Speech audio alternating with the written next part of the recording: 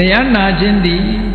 အသိဉာဏ်ကိုဖြစ်ပေါ်စေဒါကြောင့်မို့လို့တရားနာတဲ့ကုသိုလ်ကို